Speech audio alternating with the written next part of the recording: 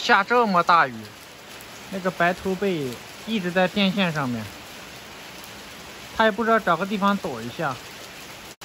看一下，这雨有多大？这都是从楼上下雨冲下来的水。还有这边这么大的雨，我又不能戴帽子过去，戴帽子它下的也不敢过来。这下的太大了，等一下给它淋坏了。算了，我就这样跑过去给它弄下来。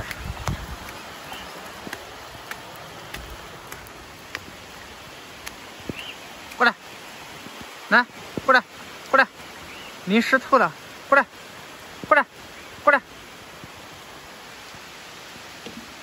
过来，过来，过来，过来，过来，过来。我没带吃的，它不理我。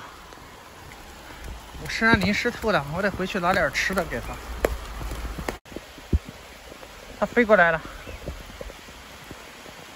走吧。你看一下它身上淋的，哎，又跑了。来，到我手上来，来，我给它拿的有虫子。怎么老是喜欢站电线上的？这种情况应该找个地方躲雨。它又跑到这儿来了。来来来，好了，我不带你回去了，你把这点虫子吃完，来补充一下体力。来，来，过来。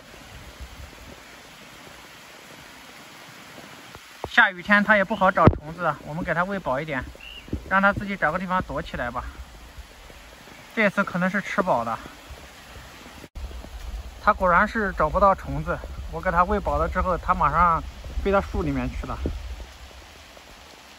进去躲雨了。雨下太大了，身上都淋湿透了，我得回去洗个澡了。